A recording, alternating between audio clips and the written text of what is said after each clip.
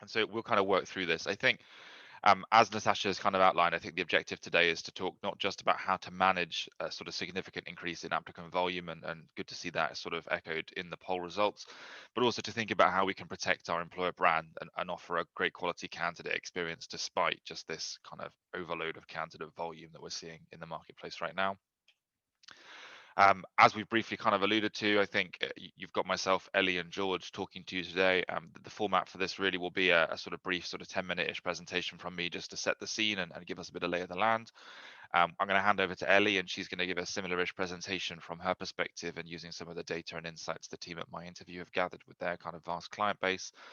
I'm going to loop George in, and George and I are going to have a bit of a fireside chat to talk to him about his experience on the other side of the table. So rather than as a vendor, talking to us sort of in the real world, right? Like, how is he dealing with these challenges firsthand? What's some best practice advice he has for our listeners today? And then we'll take audience questions. And we've had a bunch of them come through earlier, but as Natasha says, please don't be shy. We'd love to see your questions come through in the chat. We will prioritize live audience questions, and we'll make sure we've got plenty of time to get to those. I think these are the four things rather I'm going to try and cover in the session we have today. So we're going to focus on understanding how to attract the right candidates in the first place, how we can screen efficiently, right? So how do we manage the applicants that we're seeing quickly and effectively? How can we use automation to support that? And we're not talking about using automation to displace human effort, but we're talking about how can we make you and the team more efficient using automation. And we're going to talk about how we can engage your hiring managers through this process and make sure they understand the importance of candidate experience through this process and journey.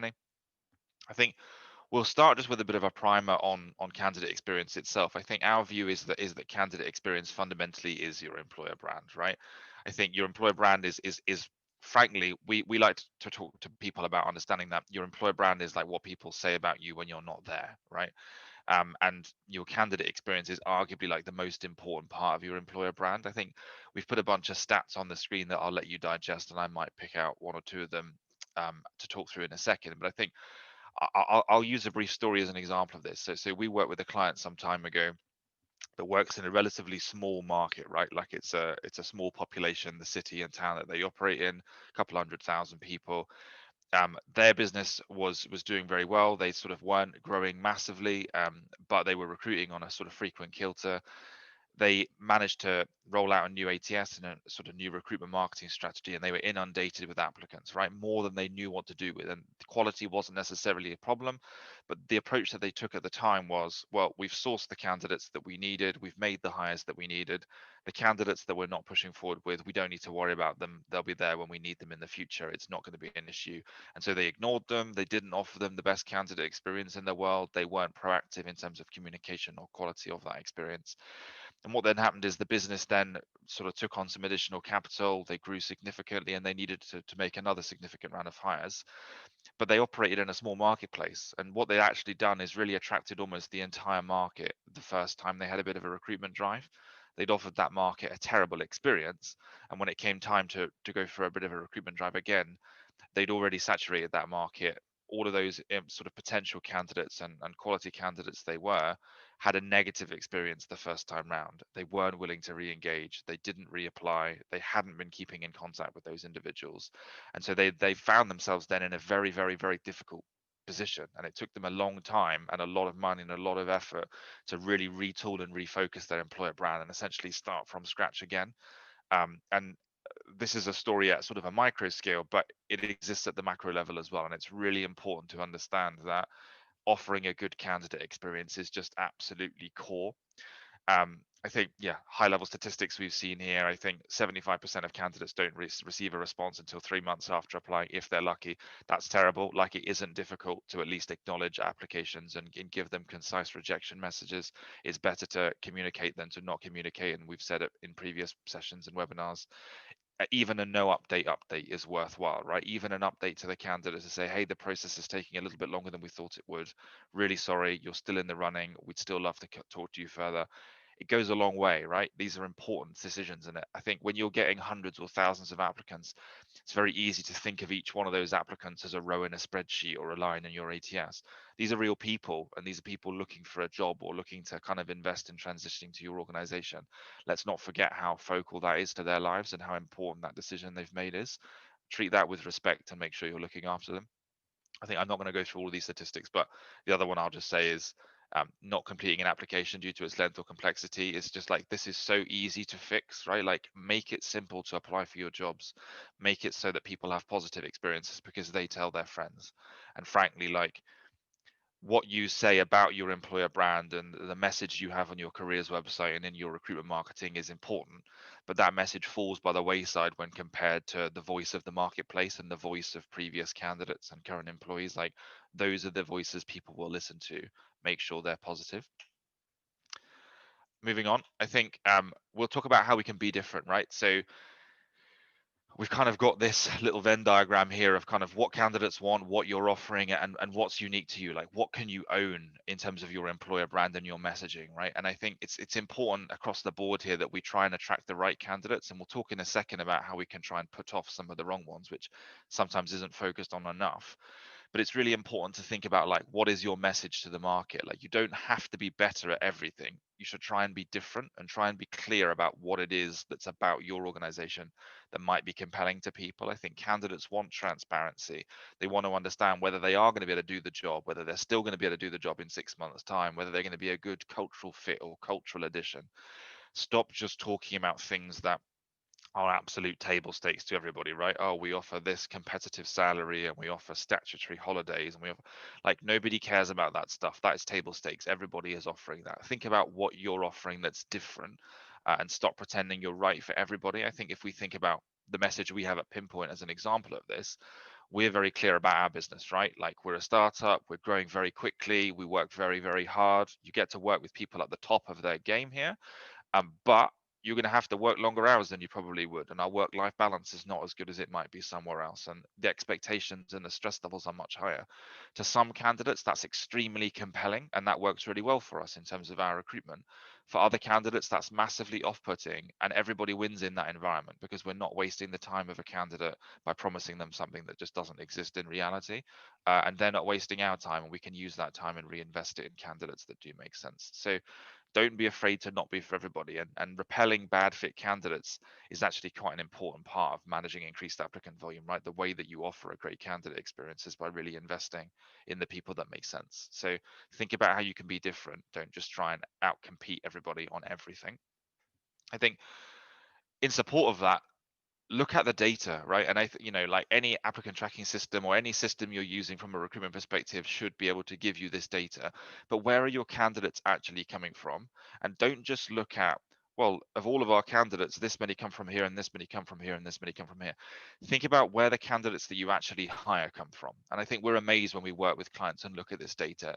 They're often very surprised to find that they get a huge range of clients from 10, 20, 50 different sources at times, but actually they always hire from these three channels or these four performance channels, and everything else is just a vanity metric, right? I think sometimes, certainly in the past, we've seen recruitment professionals be quite proud of what we would call vanity metrics, right? Like, applicant volume is not important. Applicant quality is important. Yes, you want to make sure that you have enough of a baseline level of volume so that you can find some quality candidates sort of in and amongst the haystack, so to speak. But what you don't want is 2,000 applicants for a role. What you want is 200 qualified applicants for a role, and the rest is sort of bump. And so go and look at your data, understand, right, well, we might be getting 500 candidates a month from this channel, but we've never once hired a candidate from this channel. Think about turning that off, right? That's underperformance. It's a bad experience for your candidates because statistically they're not likely to get hired coming through that audience. And it's a bad experience for you because you're wasting time on people that don't make sense for you. So go and evaluate your sourcing data, look at your reporting, understand where people are coming from, and yeah, action accordingly. Think about building a talent pipeline as well, right? Like, again, we see a lot of people start from scratch every time they begin recruiting. The reality is, if you're seeing 100 candidates, 200 candidates, 500 candidates, even 50, and we've seen in the poll results, and we've seen this across the boards, that applicant volumes are significantly up at the moment. Hopefully, and again, if you're getting this sort of sourcing and messaging right, you'll see more qualified candidates than you actually have vacancies for at any one time, right? That's a positive thing. But what you need to be doing is taking your silver medalists, as people often call them, right? The strong candidates that you didn't move forward with this time, but certainly would be worth evaluating for in the future, and building a talent pipeline from them, right? It's really important that you do this because A, it's offering a better experience to those candidates and they're more likely to re-engage when the time is right in the future. B, um, you're building up that database of talent, and so you're less reliant on sourcing in the future, i.e., like you don't need to necessarily go out to the market for every role all of the time. I think we've seen lots of organizations over the past 6, 12, 18 months where they might have had 5 or 10 silver medalists for every role that they've recruited for. They've put those people in the talent pipeline, and now 6, 12, 18 months later, when they go to hire for a role, they'll have 30, 40, 50 qualified and engaged candidates they've already perhaps even spoken to or done interviews with already in that pipeline, ready to go and ready to move. Saves money, it saves time, and it means you're dealing with less unqualified candidates because you've got people ready and raring to go, right? You're investing that time. Don't start from scratch every single time. And think about what you can be doing as well to sort of preempt the questions that you're getting through that candidate experience, right? Like understand how you can over communicate. What are candidates looking for? Think about your website content as you see here. Think about automated updates. Think about text messaging and interview scheduling. But also think about what information would this candidate want before they apply, right? Candidates often want to know what it's like to work for your business, and they might go and look at Glassdoor or their Indeed reviews or things like that. Make sure there's something there for them to digest. What type of person is successful within your business? They'll want to know that. They'll want to understand whether they look and feel and act like that person and whether they've got a chance of doing well within the business. They want to understand what hoops they're going to have to jump through that application process, right? What does the process look like? What prep do I need to do? How long is it going to take? They want to know who their manager is going to be, right? Like, especially at larger organizations, people work for managers, not for companies, because the culture, the environment, the employee experience will vary wildly at large organizations, depending on who you work for, right? Like, think about all of the questions that candidates would ask and try and answer them before they apply, right? Your careers website is the channel to do this. You can even put this through some recruitment marketing. Make it easy and make it obvious for your candidates. Silly things like, what do I wear to the interview?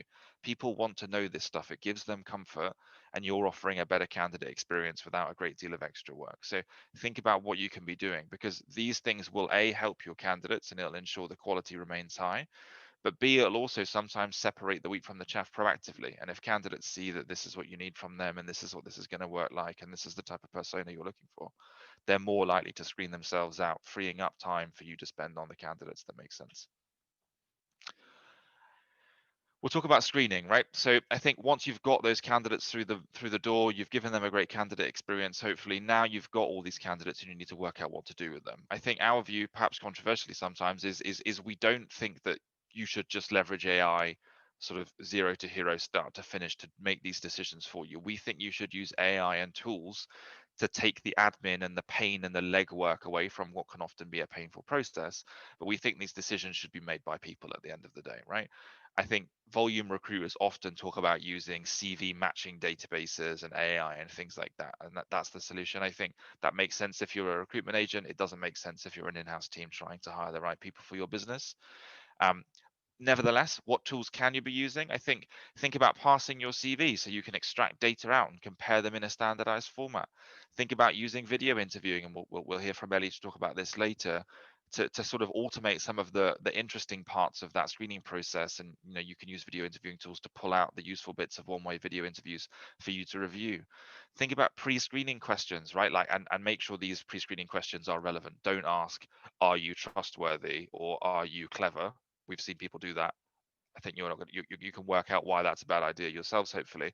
But think about using things that actually make sense. So if you and your team are looking at CVs, think about how you're evaluating your candidates. The example we see here is, do you have a degree and this level of qualifications or whatever? Whatever your criteria is when you're looking and evaluating candidates, think about asking those in terms of pre-screening questions, because then you can use your system to screen candidates out that that aren't going to be a fit for the role or that don't meet the baseline criteria you've set out. We've seen examples where companies have had 1,500 applicants for a role, and they've used intelligent pre-screening questions, and they've been able to get rid of 1,200 or 1,300 even of those 1,500 applicants, just because they had a lot of unqualified candidates. The market's tough. People are applying for jobs that are maybe a stretch for them. You can make this easier. Please think about doing that. And essentially just the theme here is standardizing the process, right? Use scorecards, use tooling. There's a lot that you can do to make your life easier from a screening perspective. So even if you do have 1,000 candidates or 200 candidates or whatever that number is, you're not spending the same amount of time on every single one of them, right? There are things that can make this easier. And I think one of the last things to say here is just think about what you're tracking and what you're measuring, right? Like unless you're measuring stuff, unless you're getting data, it's going to be difficult to get better. It's going to be difficult to prioritize change here. And so think about what you should be tracking. I think some examples here are things like candidate surveys. So for those that don't understand what that means, essentially what we advocate really is sending randomized or 100% of your candidates a survey post their application experience, right? And that might be after they've been hired, it might be after they've been rejected. Frankly, you should be asking everybody that enters your candidate experience so that you've got a very equal understanding of the experience that you're offering, irrelevant of outcome, and actually read and action the feedback. So if people are saying that they didn't feel like they were communicated with enough, and that's a pattern you see in your surveys, there's an action point and there's some impetus to go do something about that, right? If your hires are saying that it took too long to go through the onboarding process or the interview process, think about that, because that might be a telltale sign that you'll be losing people and your offer acceptance rates might go down, right? Think about response time SLAs. If your hiring managers and your recruiters are engaging with candidates, give them a job, right? Make sure that they're responding to candidates within a day, within 7 days, within 30 days, whatever's the realistic for your organization, but draw a line in the sand and work out how you could improve that. Like if it doesn't get measured, it doesn't get managed. So think about those statistics, and we're going to send out some follow-up materials after this webinar that will give you some good guidance, hopefully on some example metrics you can be tracking and some best practice advice on how to reduce those and improve those accordingly. And I guess, yeah, but before we hand over, I think let's talk about video interviewing and technology. So there's lots that you can be doing here, and I think candidate experience is sort of the forefront of all of this stuff, as we've talked about. Candidates like to get their point across, and it's super interesting for interviewers and hiring managers, and it significantly increases hiring manager engagement when they can look at something in terms of a video interview rather than just reviewing the same old in terms of a CV. What I'll do is I'll hand over at this point to Ellie from my interview, and she can sort of dig straight in and give us a bit of an overview of how they've seen that improve candidate experience. Well, thanks very much for that, Tom. So I'm just going to share my screen with everyone. Hoping you all can see that okay. So I'm Ellie, again, just to introduce myself briefly. I'm from my interview. We provide both one-way and two-way video interviewing solutions for your company. And I think a great thing that sort of follows on quite nicely from what Tom said is that, pretty much everyone that I speak to these days are dealing with high volume recruitment. It's not something new, but it's certainly something that's coming a lot more common due to the current situation. And even though you're going to be experiencing a lot of high volume, recruitment, a lot of applicants, there are going to be some really good quality candidates in there. And what we try to do is we try to find those candidates early on and highlight their skills and basically bring to you all the ways that candidates communicate, their articulation, their motivation, all those really, really important factors. With the use of one-way video interviewing, it allows you to essentially get that really early on in the process, and that way you can start eliminating the non-suitable candidates. And video interviewing, it's a great way to sort of help with the high volume is you can sort of set the questions off to 1 or 1,000 candidates at once. And essentially you just have to wait for the responses to come in. But in the sort of theme of the webinar today, so it can be very important to have to think about the use of appropriate questions and knowing what is right for different roles that you might have to help to maintain your brand. So there's 2 things that I really wanted to discuss, 2 main sort of concepts, which I work with quite a lot with our clients. And I guess the most crucial thing is sort of what is important to you when you set out your hiring criteria. What are you actually looking for? So are you looking for an empty vessel, someone with a great learning ability, maybe that you can mold and you can craft into your next superstar employee? I know when I was an agency recruiter, which is my previous background, my agency didn't hire anyone with any recruitment background at all whatsoever. And that's because they were worried that people would come in with bad habits. So are you maybe that sort of employer? Are you only looking for fresh candidates, fresh applicants? If that is the case, then you're probably going to want to use more this sort of video cover letter concept.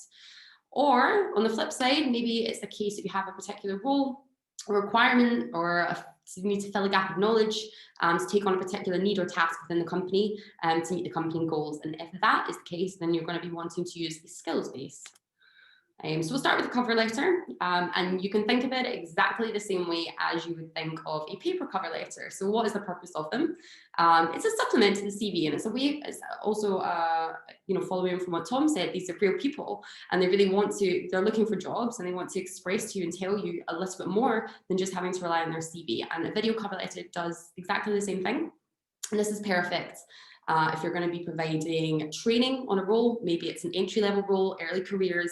If that is the case, is it really necessary that your candidates have prior information about a sales cycle or a marketing funnel? Probably not. And it's also good to sort of have in your mind at a final face-to-face interview or a video call interview, what is going to be your determining factor, steering you towards that decision to make that yes or no, and that's going to help you build your appropriate set of video interview questions. So, what do you look for when you read a cover letter? How does someone stand out? So if you're going to be providing training and development, I know, you're probably going to be looking for someone's eagerness to learn, motivation to succeed, that willingness to go an extra mile, which often is actually present in people with no previous experience or background in a particular role or industry. And what you'll be able to do is you'll be able to actually adjust the settings of a video interview in order to be able to assess what you want to assess. Personally, I would definitely advise open questions.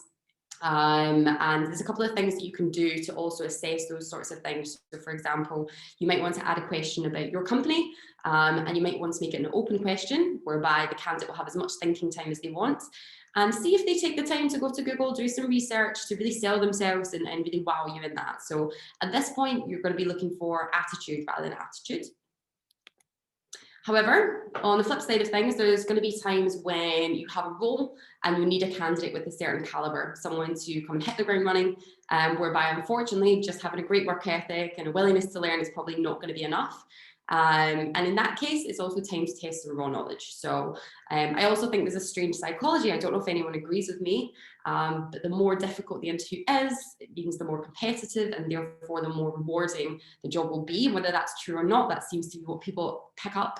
And for a more senior sort of level role, also scenario-based questions are going to be best for exploring direct work experience relating to the role is probably going to be best. Situational questions, knowledge testing questions, and also what you're saying to the candidate is, no, I really want to know what you know. I really want you to tell me and show me and explain to me what you know about this particular topic, rather than it being, a motivational question. So you can ask questions about general knowledge. For example, maybe you can ask about a tech stack they prefer to work with to assess the candidate's breadth of knowledge, see what exposure to different tools they may have. Or maybe it's a managerial role and you'd like to understand a bit more about their management style or their management ethos. And this can be a great way to assess your candidates and see if they have those raw skills that you're going to need to fill those immediate needs within your company. So the takeaway, one-way video interviews or asynchronous video interviews, as it's known quite a lot, it's a really great way to essentially get to know your candidates.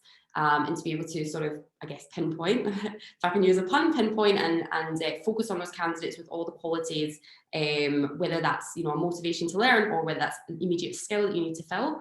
And the good thing is, as well, is obviously with it being one way, your candidates can complete this at any time on their mobile, desktop, laptop, and it's really you're protecting your employer brand another way by saying, hey, we want you to put your best foot forward at a time that suits you. We want you to really sell yourself and tell us why you should be, our next hire. But it's a really important thing to think about. Firstly, what's the most valuable thing for you to assess for this particular role? Second of all, have your candidate experience in mind, and you can also feel free to explain this as an opportunity rather than another hurdle. And lastly, obviously, the most appropriate questions to be able to maintain your company branding and maintain the appropriateness of adding a video interview step to your processes. So I hope that's useful to help you choose an appropriate path if you're going to be implementing video interview in the process. And I will pass the stage back over to Tom. Thanks, Ellie. Appreciate that. I think, yeah, great to have some additional context there to kind of embellish what we were discussing before. And I think what we'll do now is kind of transition into a bit of a fireside chat with George, if that's cool, George. As with all of these things, I think Ellie and I are vendors and we have a lot of experience, and we're fortunate to work with lots of different clients and see lots of different perspectives, which is great. But I think for the audience, it's always great to speak to somebody sat on the sort of other side of the table and learn from someone who's doing this exceptionally well at their own business. So, George, I mean, to get us started, I think, we've had a lot of questions through from the audience in terms of sort of before the webinar, and I'm going to just kind of throw a few of those at you and we can have a bit of a fireside dialogue if that's cool with you. Um, First up, I mean, a lot of people have asked about rejecting candidates, right? How do you do this well? How can you make sure you're offering a great candidate experience? How can you, manage the sort of feedback negotiation sometimes that happens? I know you're doing this really well at Sabio. Talk a bit about that for me.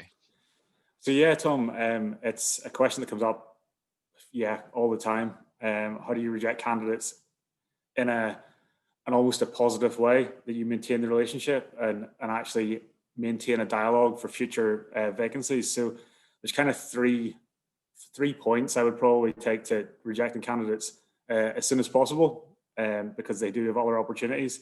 You're not the only employer that they're maybe in a process with, so why let them focus on you? If to your point, if they're not right for your company, let them know as soon as, and get them into another process, and refer them, give them advice if they need something for the other process. And really, kind of the important one for me is the personal touch, actually speaking to them. A lot of candidates seem to get rejection emails, which are kind of faceless. They come from the ATS system. They don't have a personal touch. And to maintain the relationship going forward, you really need to kind of get to know your candidates on a personal level. Find out if they've got a cat or a dog or mutual interests. They're humans at the end of the day. It is not this machine where you put people into an ATS and it spits out employees at the end. It really has to be a human interaction. And I think, the other one is honesty. Give honest feedback, give constructive feedback. Don't be dismissive when you're delivering feedback to a candidate, and it comes down, we'll probably talk about this later, in effective screening processes and screening at volume, and how you effectively work and partner with the business to get the value out of the screening process, and then be able to offer constructive feedback at the end, and developmental feedback or cultural fit, whatever it is. But a candidate you reject today could be a hiring manager next week. They could be a potential client the week after. I was talking to Peter about this the other day. I had this recently where I had a supplier come and pitch to me, and that supplier interviewed me 10 years ago for a job and give me feedback. And it's funny, the things that stick in your mind. I could remember the feedback, as if it was yesterday, and we had some banter about it, but I didn't actually get the job, by the way. So I got constructive feedback, which I got. I eventually got a job. So I think it's just about being upfront and honest, and seeing people as actual, they've got a skill set to offer. Maybe it's not right for you, but it's definitely right for someone else in the market. No, I mean, that makes perfect sense. I think one of the things that, just to piggyback on that, I think, because we've seen it in some of the audience questions, but just we see it day to day. I think there's a lot of fear in the marketplace from the recruiter side at the moment about giving feedback, right? Like, how much can you say? Are you opening yourself up? Are you, like, what's the balance to be struck there in terms of the quality, the length, the honesty that you offer in feedback? How do you think about that? I think recruiters in the market at the moment are very apprehensive. It's a candidate-driven market. There's lots of people out there.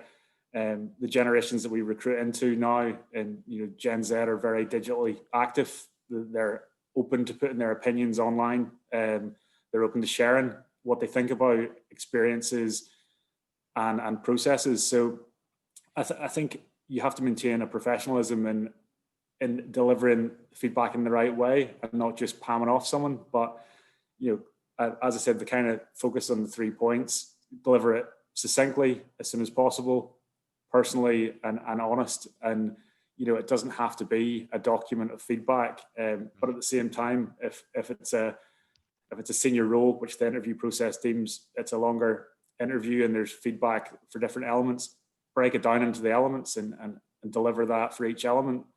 The more information, the better, as succinct as it is. I'm a great believer in data-driven recruitment, and if you're capturing metrics and you're capturing feedback in the right way, feed it back, and it only helps people get better, really. No, I mean that's awesome. I think it's just interesting, right? Like, because as I say, we speak to lots of different people, and on one end of the spectrum, I'll start my morning by speaking to somebody that just exclusively doesn't give any feedback to candidates because they're worried about opening themselves up to any kind of liability, and they'll just send very generic rejection messages from a generic email address with a no reply, so that they can't see kind of output. And then 2 hours later, I'll speak to a client where they'll use standardized and structured scorecards and rubrics for every interview. And when they reject someone, they'll share the scorecard and they'll say, this is how you ranked across all of the other candidates that we saw. And this is what you'd need to do to be better. And I think we all know what's better for the candidate. I think it's just working out how to give recruiters comfort that they can get there and they can go on that journey. But it's great to hear more about what you're doing. I think Yeah. moving on a bit, I know, having spoken to you about this before, that you hire like a very high proportion of the candidates that you interview, like an oddly high number, and something you should be really proud of. I guess would love to understand like how you're screening effectively pre-interview and how, if at all, that's changed given the sort of influx of new candidates now. I'm a great believer in screening as an investigative and an iterative process. So the investigative part of it at the start and doing your research, not only in the role, but the hiring manager and the nuances around that area of the business. And, you know, to your point, that there's different approaches for different roles. And I think that recruiters need to be probably savvy and aware of what role they're recruiting for and what market. You know, it might be that a standardized template email for rejecting candidates might be suitable for certain roles with the human element of actually explaining why. But in the same instance, if it's a role where it's more heavily involved in the candidate experience in regards to the screening stage, then, you know, further feedback and a call, a longer call with more detailed feedback is more prevalent. But it kind of comes down to the proportion of candidates that we go through, a true business partnering with the hiring manager. So really finding out what the ins and outs of the role. If I'm totally honest, I'm probably not a great believer in job specs. They're a necessity, but what people tend to find is they're a wish list of skills. It's almost like a menu. You go and speak to the hiring manager and you say, what do you want? And they say, well, I want this, this, and this, and this on my plate. And you know, you go to the candidate market and go, do you have all of these skills? Well, you've got some of them, but you know, can you go back and present almost a meal that the hiring manager would eat and accept, or would, you know, are they going to reject it straight away? So it really is kind of a process of finding out the absolute must-haves on a job spec and focusing in on that. And then in the sense of true business partnering, really understanding what they do as a business. So we talk a lot about, you know, acronyms and internal systems and buzzwords in our industry. So they're standardized for our industry. And so if I go and speak to a hiring manager, go, what actually is that? And it's like, what does that mean? And I think it's a question that I might have stolen this from you, Ellie. It's like, how would you explain Instagram to your granny? So, you know, break it down, normalize it, make it as easy as possible. Talk to me about what the person will actually do. So, you know, I've regularly said to hiring managers, you talk to me like you would talk to your mum or your aunt and explain it in that way. You know, you're talking to me about this complex technical solution that we deploy and a go-to-market acquisition. How would you explain that to your granny? And it's amazing how losing the acronym straight away gives me a better understanding of what they actually need and gives the team a better idea of what they need to do to screen candidates, because they do it in a normal way of, you know, this is what we need. Give me an example of that on your side. So that really has increased the conversion rates that we've got from, you know, initial application to the next stage, and then gives me confidence to when the team are progressing with applications that that we're maximizing the time that we're spending on the candidate process and experience. And, you know, to your point as well, Tom, we're eliminating people who aren't right for us, who are not right for the job, and then we're putting them into a talent pipeline and maintaining the relationship and hopefully candidate experience that they'll come back to us in the future. So it's something that we've looked at in terms of time as well, invested into the process. So bite-sized interviews, you know, 45-minute interviews rather than an hour, cutting down screening calls to say 10 minutes, 15 minutes. It's a lot more palatable having more of those in your diary than having longer chats that but sometimes you digress onto different topics. So yeah, it really is kind of the true sense of business partnering, maximizing the time, and explain things like you'd explain them to your parents or your granny or your aunt or your dog, really, and break it down, normalize the process. Cool. I mean, that's all, and super articulately put. I think, again, I just wanted to piggyback on something that you said there, which I thought was awesome, which was really kind of focusing on I'm going to call it translation, but like the translation that you do as a business partner. And I think a lot of what we're seeing the sort of more sophisticated and more quality recruitment teams doing is really educating hiring managers. I think obviously we're big on diversity and inclusion here at Pinpoint, and really care about giving a sort of a fair and equal chance to a broader range of people as we possibly can. We think it's good for people, we think it's good for business as well. I think what's really interesting is, as you say, we hear these stories a lot where a recruiter, an in-house recruiter, HRBP will go and speak to a hiring manager and they'll ask them what they want. And as you say, they get a shopping list, they get a wish list, but sometimes the translation doesn't happen.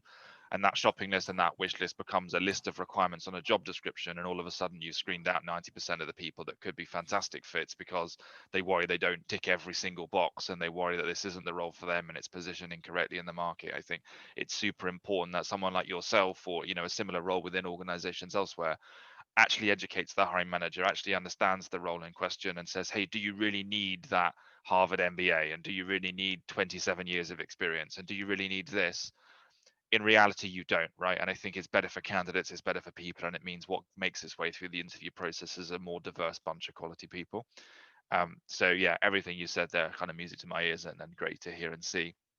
I think sort of changing tack a bit, what tools are you finding most helpful when it comes to kind of improving the quality of your candidate experience across every facet of that journey, right? Like, what are you deploying? What's working well? What's working not so well? Yeah, so we're looking at candidate experience holistically from where they touch the business at the start, the first touch point in terms of the marketing, to the documentation that they're maybe asked to complete during the process, and really kind of every interaction that they have with us. So we're looking at a talent acquisition model implementation going forward in FY21, but it's really back to basics for us, Tom. I think now more than ever, the candidate experience and the candidates in the market at the moment, it's very candidate driven. So exactly as you said, so the landscape has changed post lockdown from pre-lockdown.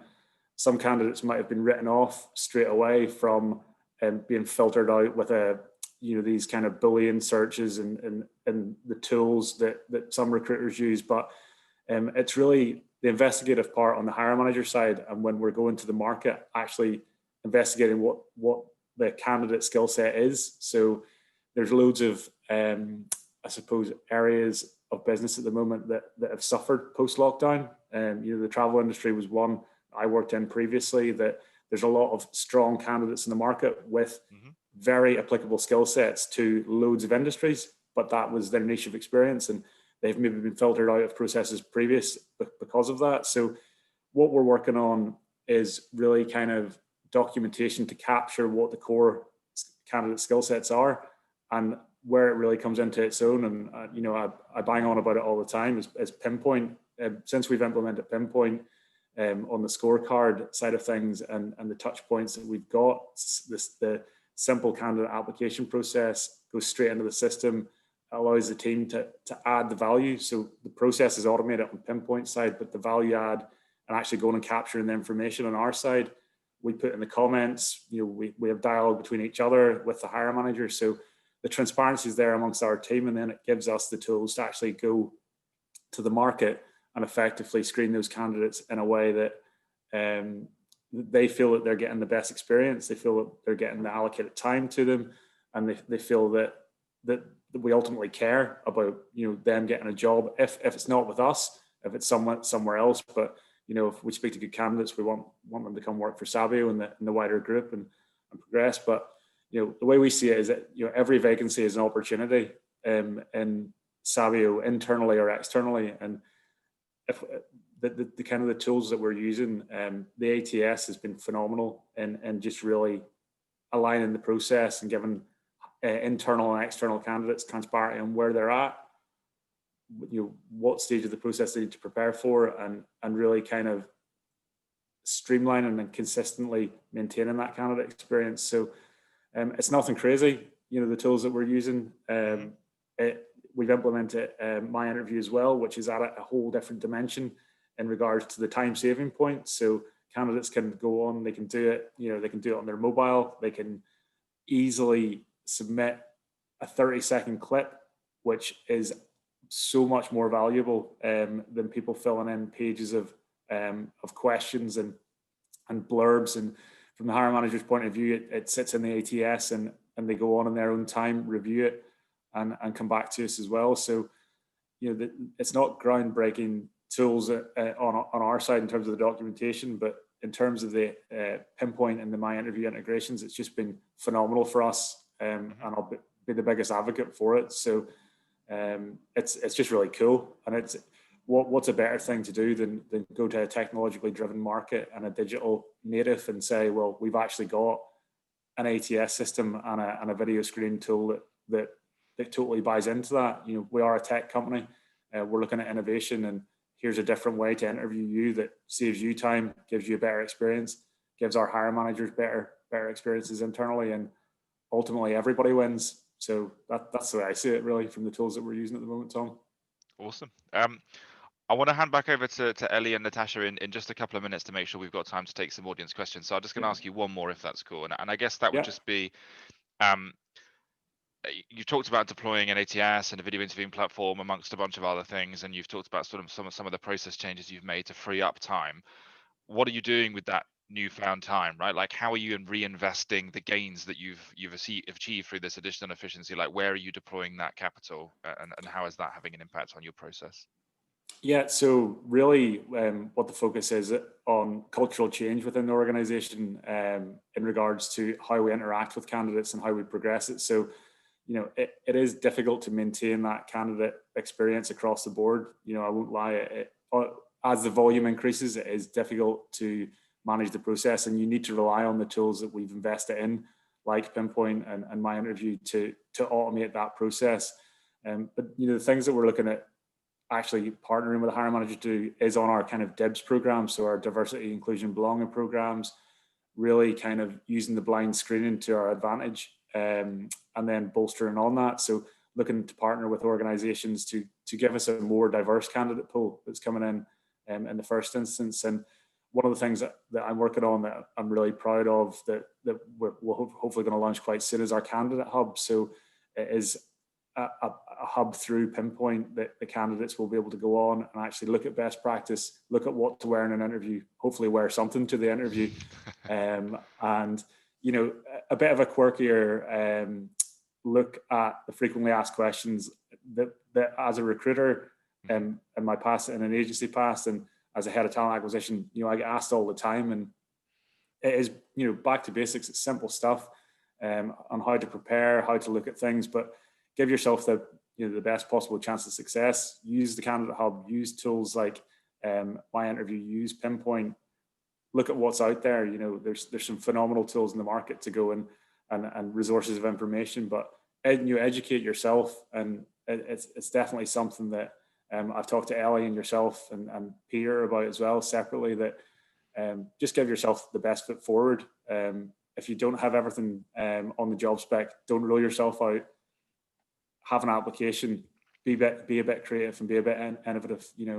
There's a lot of good candidates in the market out there, and I think it's up to us as recruiters and talent acquisition professionals to really go and investigate what their skill set is and how we can best apply it to the business. Awesome. Well, look, George, thank you so much for that. Learned a lot and super great to talk to you. I think maybe we'll loop Ellie in and I'll hand over to Natasha and we can take some of the audience questions now. Excellent. Thank you very much to all of you for your insights there. So always really interesting hearing some of the stuff that you guys are doing. So thank you very much for sharing. I know there have been a couple of questions that we've seen. Ellie, I just want to come back because there was a question, George and Tom, whilst you were doing your fireside chat around reservations of candidates actually doing the video interviewing. And it's something that, I've heard for the last few years, and obviously this year is incredibly different. So there's a lot of different insight. Ellie, you mentioned that there's been a bit more of an uptake on that video interviewing side. Has that been as a result of the pandemic this year, or is there just a steadier increase? What's for other people that perhaps couldn't see your response? What's there? Perfect. So it's a really good question. I do think the pandemic has introduced and what we found is that for a lot of people, they were already considering video interview, and this is something that nobody ever starts using video interview and goes, this is rubbish, I'm going to go back to the CV and cover letter because that's more effective. But as George was saying, sometimes it can be a little bit difficult to say, okay, well, this is first of all a new step and a new process that we're going to be adding. So I would say it's definitely been consistent growth, but the pandemic may be forcing decisions to be made a little bit quicker. Let's say there was a bit of a fire in the belly to get things implemented and to get it implemented quickly so that people can maintain their usual recruitment processes. And I just wanted to say as well, just to follow up on what I put for the answer to Phil.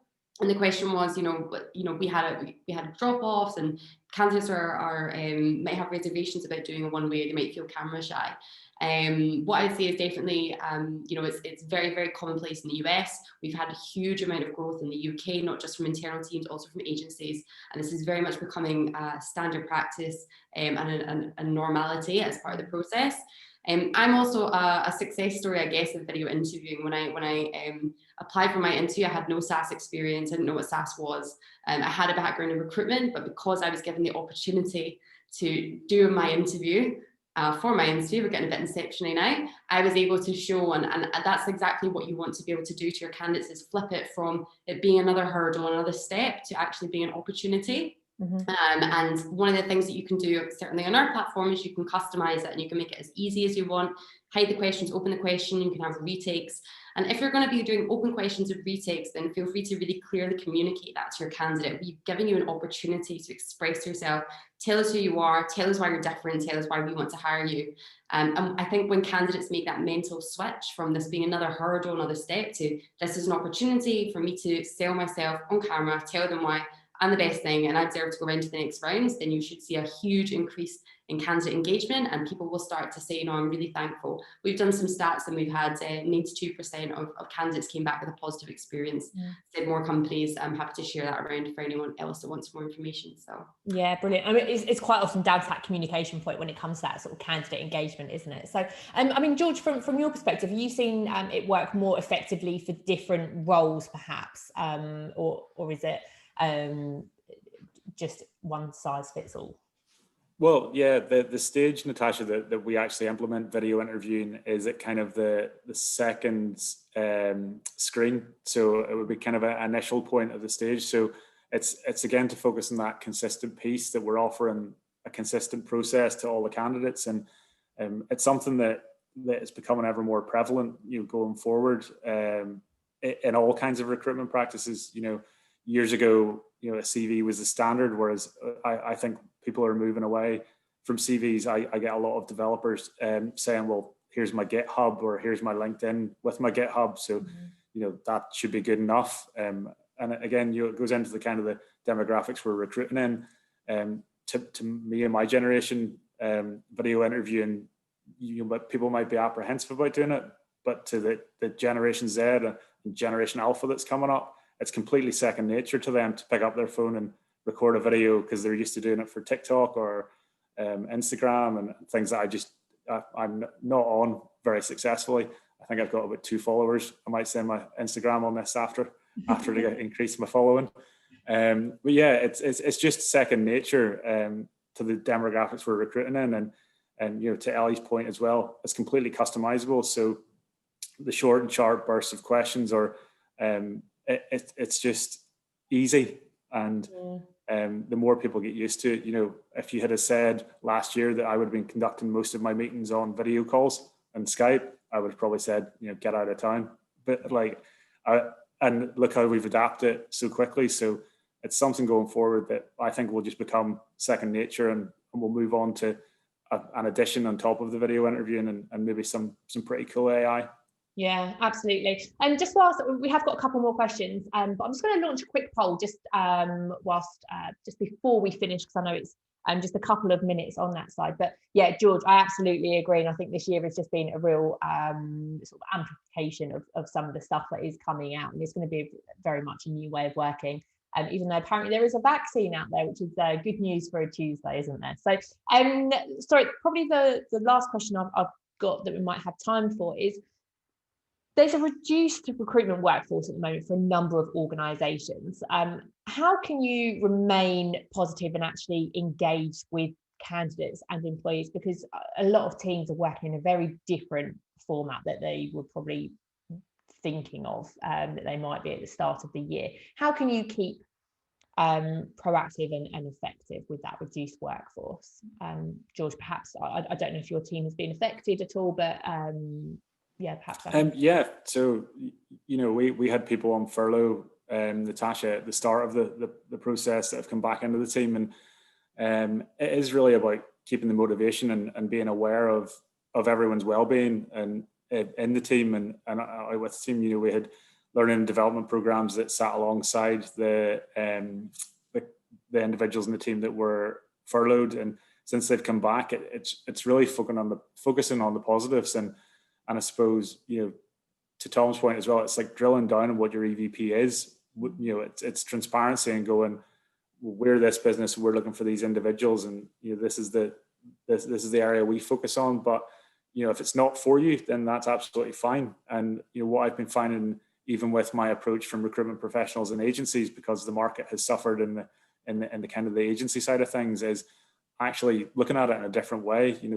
They have value to add. If they can't add value to us now for budget constraints, or for simply we just don't have vacancies that we're working on it with the agencies. Actually, what value can I add to the agency? What can I go back and say? Do you need an introduction to someone? Do you need some feedback on a process or approach?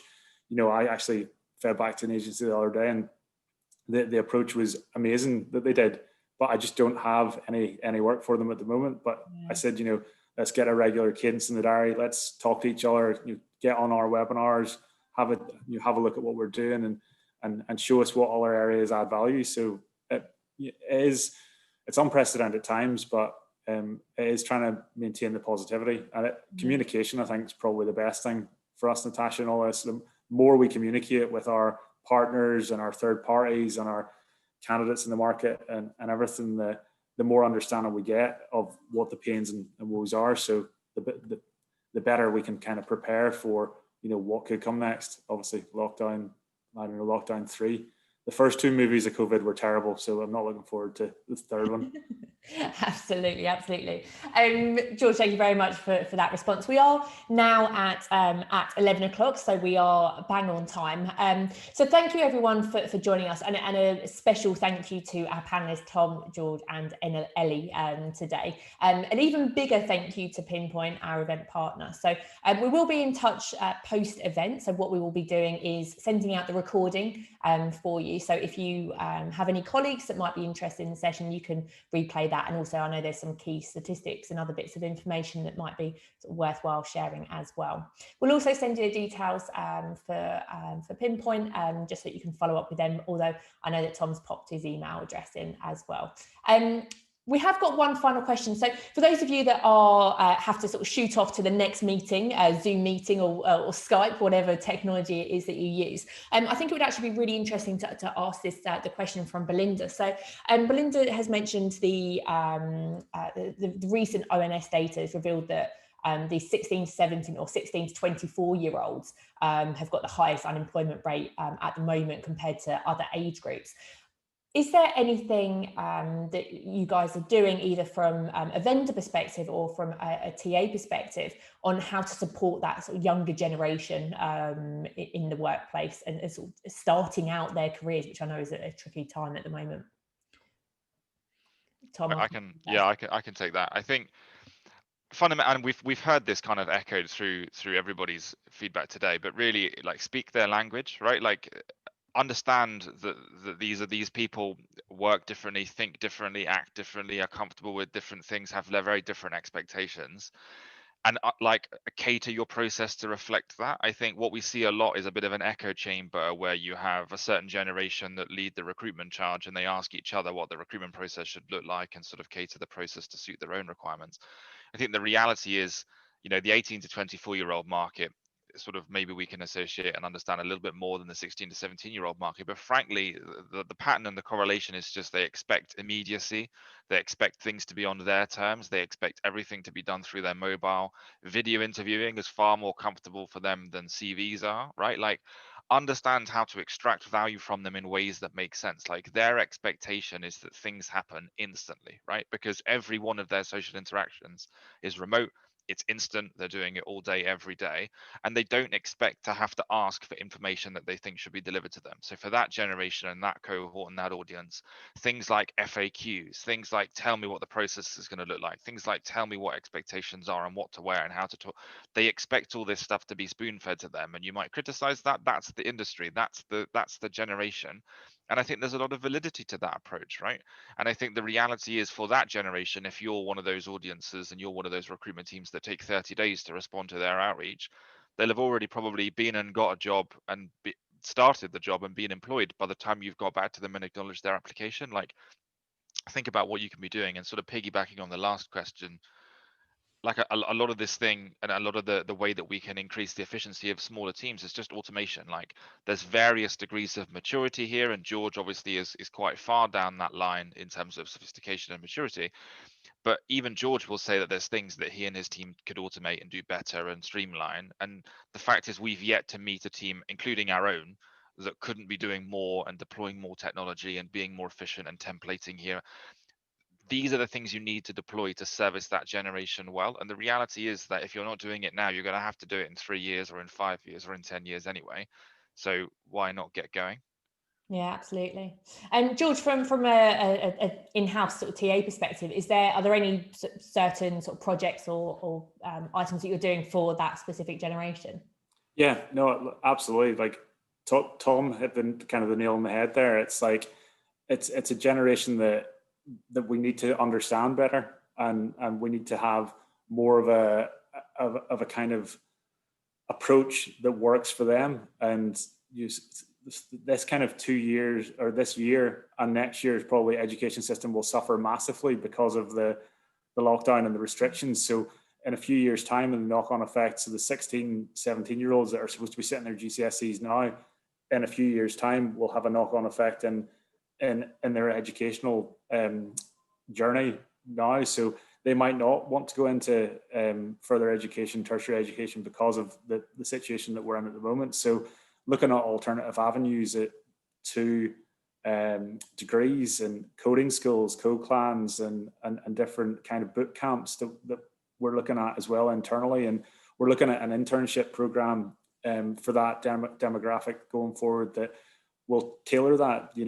Again, I've had this chat with Ellie separately. Just because you've got a degree doesn't mean you're ultimately a better candidate than the next candidate. It's a different skill set. And, I think my degree was in virology, so very prevalent now. But I graduated helpful for talent acquisition, perhaps. Yeah, so I graduated in the middle of the recession, and the interviews and how I marketed myself then was volume of applications and things like that. The landscape's totally changed. Candidates without degrees now, people learn in different ways. They look for more vocational programs, and we need to adapt our internships to reflect that. So it's something we're looking at, different avenues of education pathways into the workforce. So I think it's ever more important now, looking at the situation that we've got, and people in education having to look at, well, what's that job mean? Does that mean I've got a reduced salary because I don't have an education, I don't have a degree, or does it mean this? What does it mean? And it's that understanding piece, and then adapting for the generation that we're going. Just don't write anyone off because they've not got a piece of paper that they probably hang in their downstairs bathroom. Yeah, absolutely. And it'll be interesting to see actually in the next sort of 3 to 5 to 10 years actually how that affects with students at the moment that sort of basically doing online versions, how that's going to affect what employers ask for as well. And it's especially for that younger generation, some of the key things that they're looking for, and it's quite a lot of statistics and data out there at the moment, is around that learning and development piece. And that's what they want from employers. They want to be able to learn and develop their skill set as well. So something to, if it is something that you do and you have the option to do, that's a great way of attracting that sort of generation, and also helping them grow and learn as well. But